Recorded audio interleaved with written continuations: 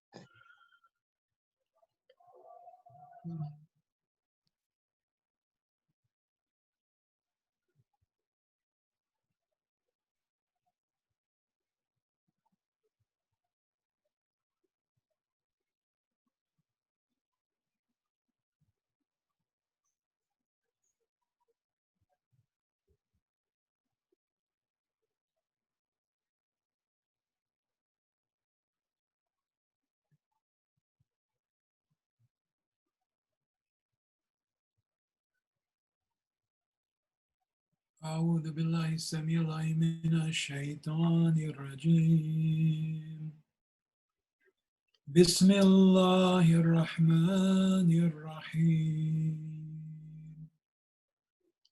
والعصر إن الإنسان لفي خسر إلا الذين آمنوا وعملوا الصالحات وتواصوا بالحق وتواصوا بالصبر بسم الله الرحمن الرحيم الحمد لله رب العالمين الرحمن الرحيم مالك يوم الدين إياك نعبد وإياك نستعين اهدنا الصراط المستقيم صراط الذين أنعمت عليهم غير المغضوب عليهم ولا الضالين بسم الله الرحمن الرحيم. May Allah remove from our hearts anything other than His light and His knowledge and His wisdom. May Allah bring us to a state of humility in which we see the hand of Allah always in front of us, behind us, above us, below us, and everywhere our sight falls. We ask Allah to protect us from the whispering of shaitan and give us courage and strength to act in the moment in which courage and strength is all that will save us. Ask Allah Azza wa Jal to protect us from the whispering in our hearts and our breasts. We ask Allah to protect us from the illnesses of this time. May Allah give us safety and protection. May Allah give us a clear vision of what we are, who we are, what our life is about. Give us haqq al-yaqeen, certainty of the truth, certainty of the true life. May Allah protect us, guide us, and keep us firmly on the path, that path which is only ni'mah, goodness. Subhana rabbika rabbil izzati amma yasifun.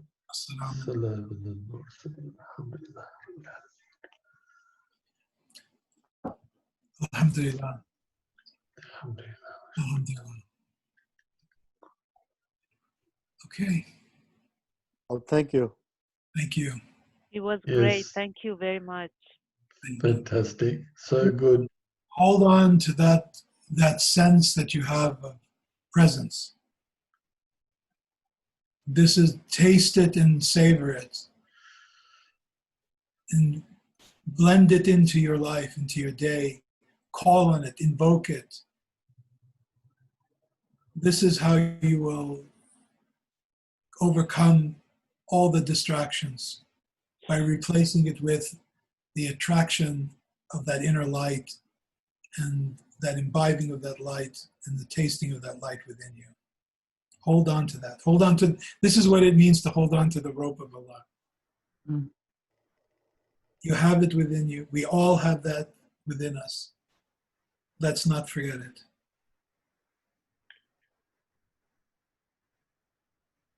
Thank you, Hajj Mustafa.